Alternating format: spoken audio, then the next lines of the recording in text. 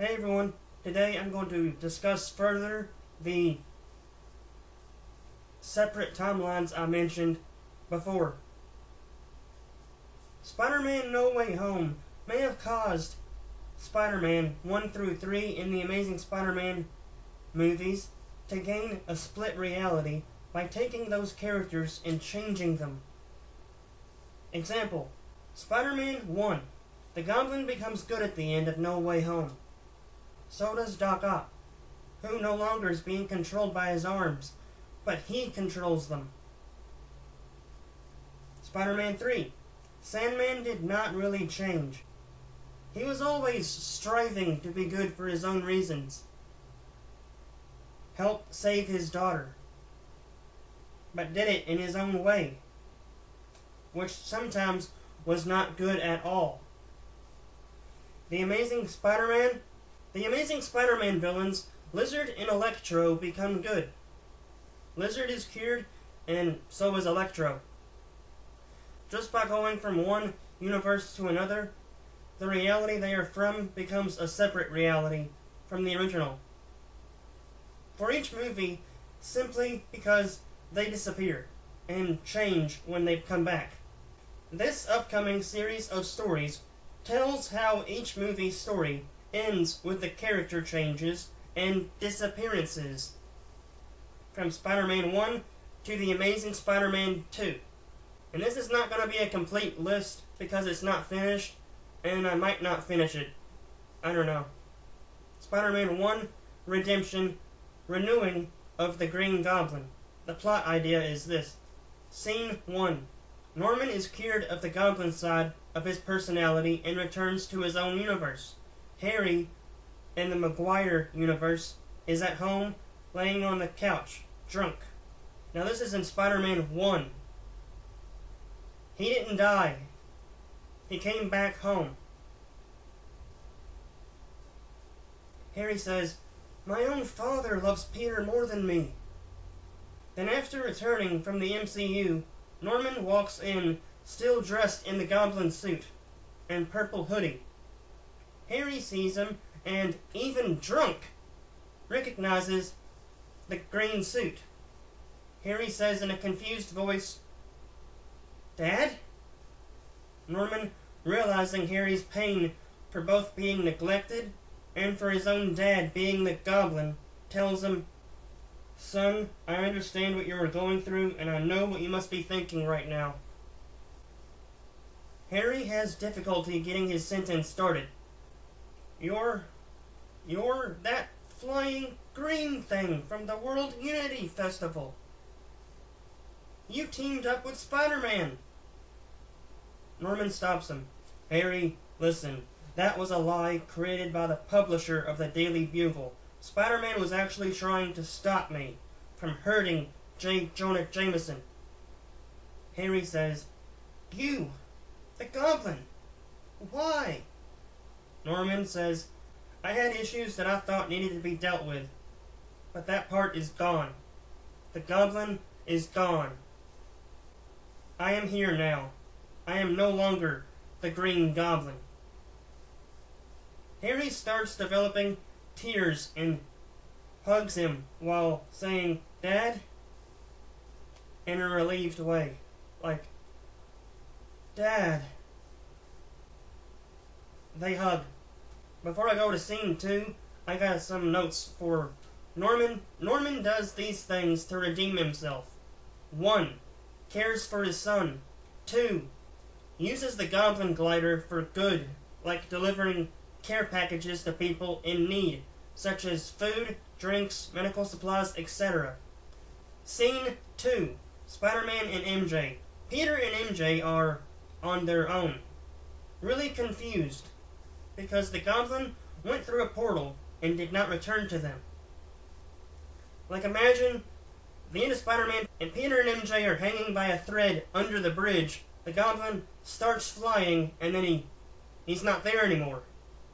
Peter is at Aunt May's hospital room, thinking to himself, "The Goblin 1 minute is flying towards me with a blade on his glider. Then while under the bridge on his way towards me, he just disappears into a portal How is that possible? I thought portals were scientifically impossible. Then he looks through his pictures at MJ and says, but what matters is that MJ is safe. Then he looks at Aunt May asleep in her hospital bed. He says, I hope Aunt May will be able to go home soon. Maybe the house will be remodeled by then. MJ is at her parents' house, in light shock, more than Peter a little bit, thinking to herself, I am so happy to be home, compared to dangling over the ocean, or river, with a flying green menace threatening my life. I prefer my parents' anger issues. That green guy was so close to stopping Spider-Man, then he vanished. That was beyond weird.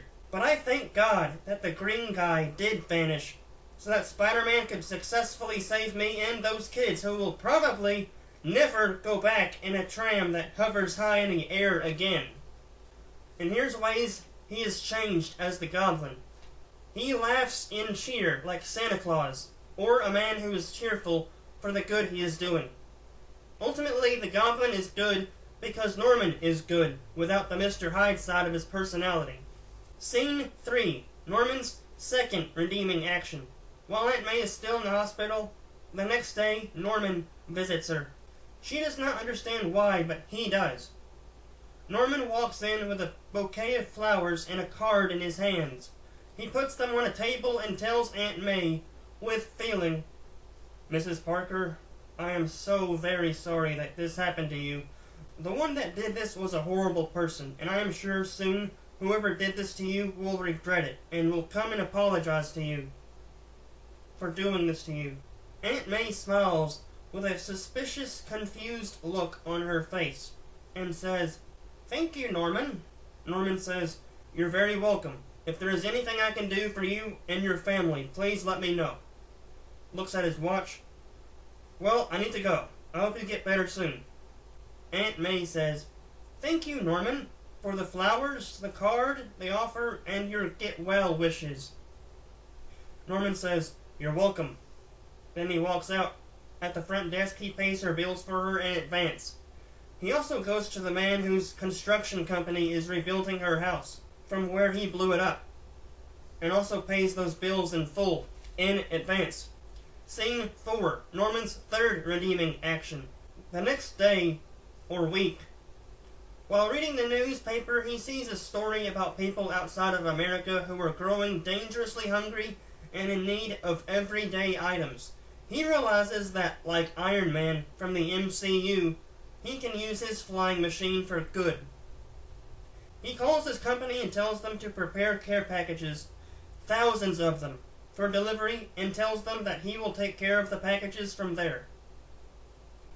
They do that, and every night when no one is around, he takes a few packages and puts them in a bag. Then, as the new Goblin, he soars above the needy people's location and drops the care packages down to them. And on his way back to Oscorp to collect more packages, he laughs and cheers for joy.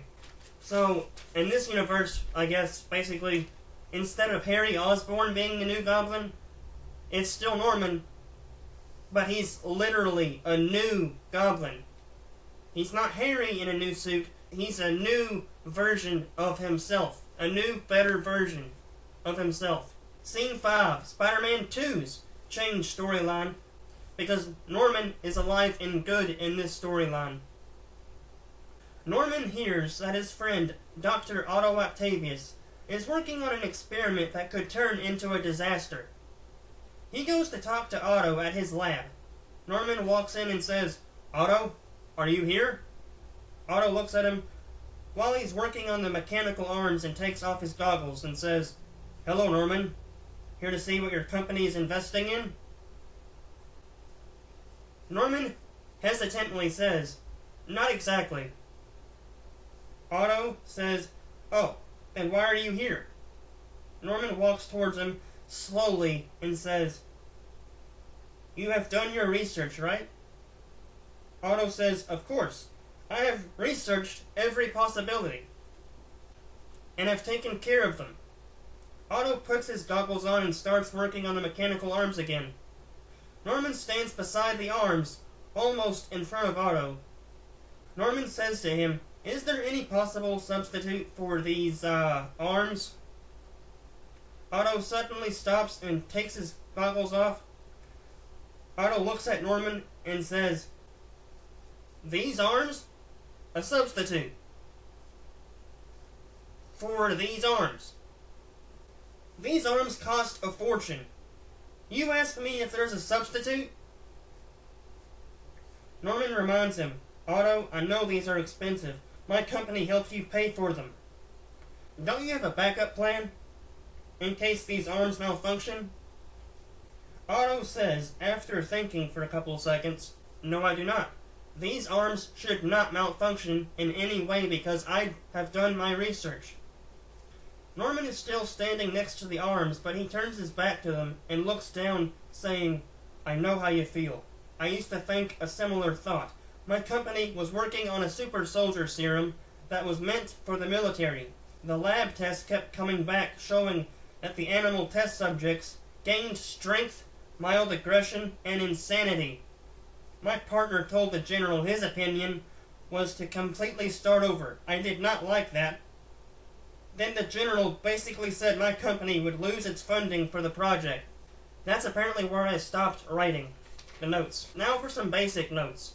Spider-Man 2, Doc Ock's redemption. The ideas are, he uses the arms that he now controls to do good by making medical research get done 4 times faster to create cures for things like the common cold, cancer, and mental health, since he has an idea of what it's like to have poor health. Since Norman never died, they can work together for the good of mankind. Or Otto still sacrifices his life by drowning the machine. Electro's redemption. He is drained of power, so he's not Electro anymore. He is just Max Dillon. Sandman. He is not Sandman anymore. He is just a human. I have no notes for him, but let's just say for Sandman, his daughter is cured. The Amazing Spider-Man Lizard is not the Lizard anymore. He is just Dr. Curt Connors. Let's say the change is that instead of Spider-Man saving New York, Dr. Connors saves New York. He cleans up the mess he started. Unless he came back before the end of the movie. I know that the Green Goblin was transported around the end of Spider-Man 1, and Doc Ock clearly was transported at the end of Spider-Man 2, and Sandman, I don't know, after Spider-Man 3, and then the Amazing Spider-Man 1 Lizard, I don't know when he was transported to the MCU. At what point in the Amazing Spider-Man movie would he have been transported? Electro was transported at the end of the Amazing Spider-Man 2. The only one I'm not sure about is Lizard. When was the Lizard transported? At what point in the Amazing Spider-Man 1 does the character supposedly go to the MCU? That's all the notes I got in this book. Thank you for listening. Please like, share, comment, and subscribe, and I'll see you next time. Goodbye, have a nice day, God bless you.